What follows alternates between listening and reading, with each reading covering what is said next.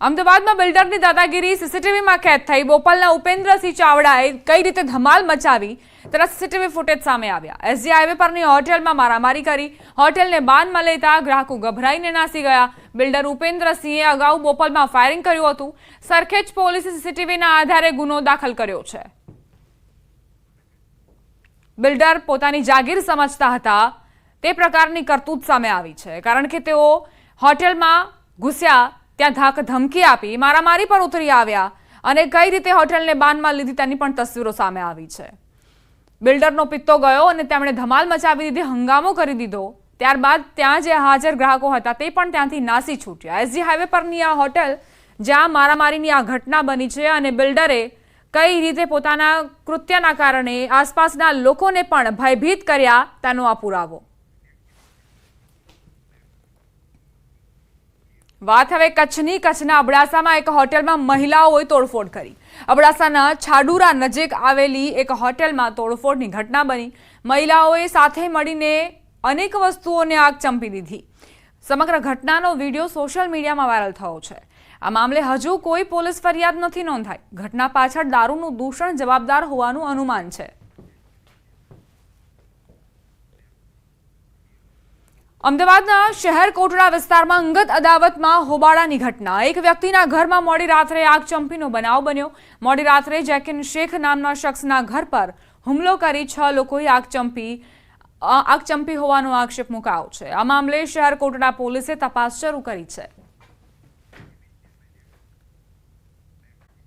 રાજકોટમાં વરસાદના વિરામ બાદ પણ શાકભાજીના ભાવ આસમાને છે, જેને લઈને ગરીબ અને મધ્યમ વર્ગની હાલત કફોડી બની છે. કોથમીરના ભાવ સૌથી વધુ 200 રૂપિયા પ્રતિ કિલો છે. શાકભાજી ખરીદવા આવેલા ગ્રાહકોએ કહ્યું કે 500 રૂપિયાનું શાક તો પૂરું પણ થતું નથી. 3 મિનિટમાં 500ની નોટ પૂરી થઈ જાય છે. સૌરાષ્ટ્રમાં ભારે વરસાદના કારણે શાકભાજીનો પાક બળી ગયો, જેની અસર વરસાદના આટલા દિવસ વીત્યા બાદ પણ દેખાઈ રહી છે.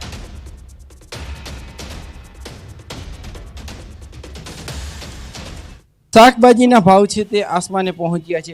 વરસાદ રહી ગયાના 15 દિવસ બાદ પણ જે છે એ શાકભાજીના ભાવમાં ધરખમ વધારો જોવા મળી રહ્યો છે. ખાસ કરીને જે રીતના વાત કરવામાં આવે તો મરચાં, લીંબુ, કોથમીર સહિતના જે શાકભાજીનો મસાલો કહી શકાય તેવા શાકભાજીના ભાવમાં પણ વધારો આવ્યો છે. બીજી તરફ હાલ જે રીતના અહીંયા લોકો આવતા હોય છે તેમને પણ જે છે મોંઘા ભાવે શાકભાજી ખરીદવા માટે મજબૂર બનતા હોય છે. શું કહેશો, તમારા હાથમાં અત્યારે શાકભાજી છે, કેટલા રૂપિયા? શાકભાજીના અત્યારે ભાવ જોવા જઈએ તો શાકભાજીમાં ક્યાંક ને ક્યાંક લોકોની જીવન જરૂરિયાતની વસ્તુ લેવા જાય તો પણ એક 500ની નોટ પૂરી થતાં વાર નથી લાગતી, કારણ કે શાકભાજીના ભાવ વરસાદ રહી ગયા પછી અત્યારે આસમાને છે. સૌરાષ્ટ્રમાં જે શાકભાજી મળવું જોઈએ તે પૂરતા પ્રમાણમાં મળતું નથી, એટલે દરેક વેપારીને માલ બહારથી મગાવવો પડે છે. અત્યારે એક પણ એવું શાકભાજી નથી કે જે 90 કે 100 રૂપિયાથી નીચે મળતું હોય. 500 રૂપિયા કમાવામાં જે માણસ મહેનત કરતો એને જ ખ્યાલ આવે કે 500ની નોટ પાડતા કેટલી વાર લાગે છે. અત્યારે માત્ર ને માત્ર જરૂરિયાતની વસ્તુ લેવા જાય 3 મિનિટમાં 500 રૂપિયા પૂરા થઈ જાય, કારણ કે જરૂરિયાતની વસ્તુ છે. મને ડુંગળીના ભાવ 80 રૂપિયા થઈ ગયા, ક્યાંય સાંભળ્યા નથી જિંદગીમાં. અત્યારે એના ભાવ એટલા વધી ગયા.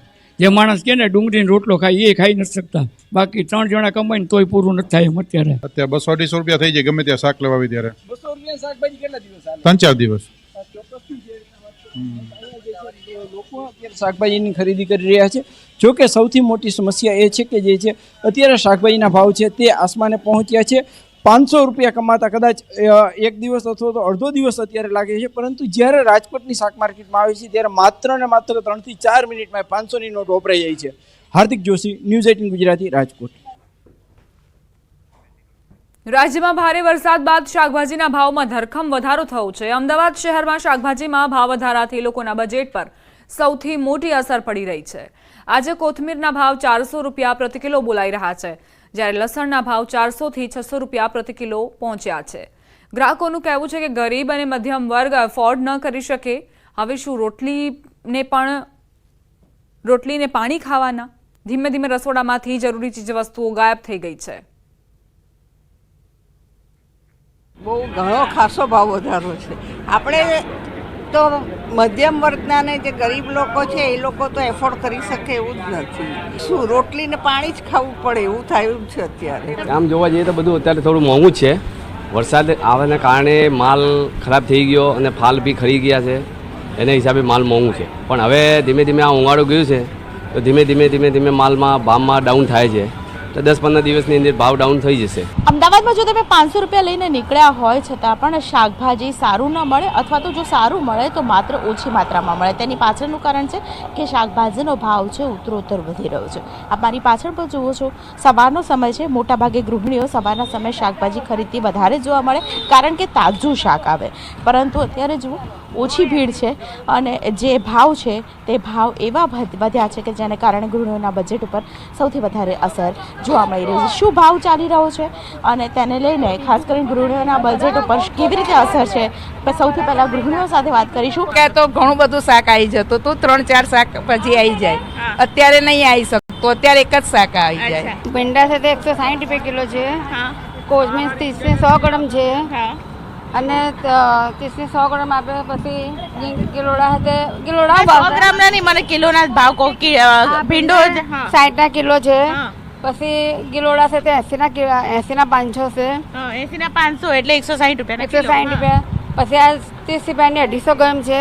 હા 250. 40 ની 250, 30 ની 250. 120 પછી આ છે તે 40 રૂપિયાની એક છે. અને દૂધીનો ભાવ તો 60 રૂપિયા કિલો છે. 60 રૂપિયા કિલો છે. છે. દૂધી કેમ આટલી બધી મોંઘી? 40 રૂપિયા 250 ગવાર છે. ડેફિનેટલી બહુ જ કોસ્ટલી છે. એટલે middle class, lower middle class એ લોકોને આની ઇફેક્ટ થવાની જ. રોજના एक्सपेंसेस घणो બધો ફેર પડી જાય. हाँ, एवरी टाइम कुछ ना कुछ बढ़ा हुआ ही रहता है, टमाटर हो या धनिया हो, every time it keeps increasing.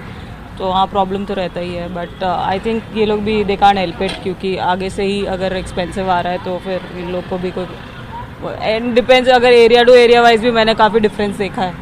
Like in some part of the city कहीं पे सस्ता मिल जाता है, कहीं पे एक्सपेंसिव मिल जाता है, बट ऑफ कोर्स कन्वीनियंस के हिसाब से वी हैव टू पे.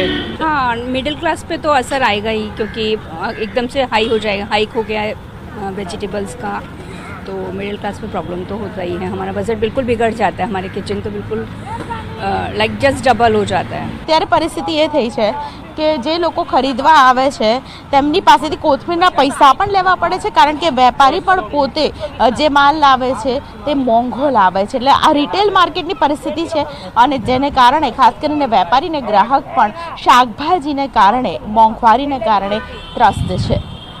કેમેરામેન પંકજ મકવાણા સાથે દીપિકા કુમાર, ન્યૂઝ 18 ગુજરાતી, અમદાવાદ. મહત્વપૂર્ણ સમાચાર પ્રાપ્ત થઈ રહ્યા છે. બહારનું ખાતા પહેલા એકવાર ચેક કરી લેજો. ઢોસાના સંભારની કેટલીમાંથી ઈયળ નીકળી હોવાની જાણકારી. વડોદરા બાપોદ તળાવ પાસે આવેલા ગણેશ ફેન્સી ઢોસાના આઉટલેટની ઘટના. સંભારની કેટલીથી જીવતી ઈયળો નીકળી છે. ગત રાત્રે ગ્રાહક આઉટલેટ પર ઢોસા ખાવા માટે પહોંચ્યા હતા. ઢોસાની સાથે સંભાર માટેની કેટલીના કિનારે 2 જેટલી જીવતી ઈયળો સળવળતી જોવા મળતા ગ્રાહક ચોંકી ઉઠ્યા હતા. ગ્રાહકે આ અંગે મેનેજરને જાણ કરતા કેટલી બદલાવી નાખી. ઈયળો સળવળતી જોવા મળતા ગ્રાહક જમ્યા વગર જ ત્યાંથી જતા રહ્યા. તેમની પાસે કોઈ વિકલ્પ જ નહોતો રહ્યો. સંવાદદાતા હાર્દિક જોડાઈ ગયા છે વધુ જાણકારી સાથે. હાર્દિક, અવારનવાર આવા કિસ્સાઓ સામે આવતા હોય છે અને હવે તો સંભારની કેટલી પર આ રીતે જીવતી ઈયળો સળવળતી જોવા મળી. શું હવે વધુ વિગત? બિલકુલ દીપા, જો વાત કરીએ તો અત્યારે ભાગદોડ ભરી જિંદગી થઈ ગઈ છે અને લોકો જે છે તે અઠવાડિયામાં 2-3 વાર બહારનું ખાવાનું પસંદ કરતા હોય છે. ત્યારે જે બહારનું ખાવાના શોખીન લોકો છે તેમના માટે આ લાલબત્તી સમાન કિસ્સો કહી શકાય, કારણ કે વડોદરા શહેરના એક ગ્રાહક છે, તેઓ બાપોદ તળાવ પાસે આવેલું જે શ્રી ગણેશ ફેન્સી ઢોસાનો આઉટલેટ છે ત્યાં ગયા હતા. તેમને ઢોસા મંગાવ્યા હતા. ઢોસા સાથે જે ચટણીની કેટલી છે તે તેમને આપવામાં આવી હતી, પરંતુ ચટણીની કેટલી જોઈને ગ્રાહક જે છે તે ચોંકી ગયા હતા, કારણ કે આ દ્રશ્યોમાં જોઈ શકાય છે ટીવી સ્ક્રીન પર કે જે જીવતી ઈયળો છે તે કેટલી પર ફરી રહી છે. ગ્રાહકે મેનેજરને રજૂઆત કરી ત્યારે મેનેજરે જે કેટલી છે તે બદલી આપી હતી, પરંતુ અહીંયા સવાલ સૌથી મોટો એ છે કે શું આ હોટલના સંચાલકો હોય, રેસ્ટોરન્ટના સંચાલકો હોય, તેમને જે ત્યાં આવતા ગ્રાહકો છે તેમના સ્વાસ્થ્યની બિલકુલ પરવા નથી. અને બીજી વાત કરીએ વડોદરા મહાનગરપાલિકાની, તો વડોદરા શહેરમાં છેલ્લા લગભગ 2-3 મહિનામાં આવા 10 થી 12 કિસ્સા જે છે સામે આવ્યા છે, પરંતુ જે હોટલ સંચાલકો છે, રેસ્ટોરન્ટ સંચાલકો છે, સુધરવાનું નામ નથી લેતા અને પાલિકાનો જે આરોગ્ય વિભાગ છે તે સતત નિષ્ક્રિય સાબિત થતો હોય તેમ લાગી રહ્યું છે. કારણ કે જ્યારે આ પ્રકારની ઘટના બને છે ત્યારે ચેકિંગનો દોર જે છે તે કરવામાં આવતો હોય છે, પરંતુ ત્યારબાદ આ 2 જવાબદાર વેપારીઓ છે તેમની સામે કોઈ પ્રકારની ઠોસ કાર્યવાહી જે છે તે કરવામાં નથી આવતી. દીપા, આભાર હાર્દિક જાણકારી આપવા માટે. તો ઠોસ કાર્યવાહી નથી કરવામાં આવતી અને તેના કારણે જ આ પ્રકારના જે આઉટલેટ્સ છે, આ પ્રકારના જે સંચાલકો છે તેઓ સુધરવાનું નામ નથી લેતા અને સીધું નુકસાન ગ્રાહકોને થાય છે, તેમના સ્વાસ્થ્યને થાય છે. કારણ કે આ પ્રકારનું બિન આરોગ્યપ્રદ ભોજન પીરસવામાં આવે તો આખરે કોનું સ્વાસ્થ્ય સુધરે?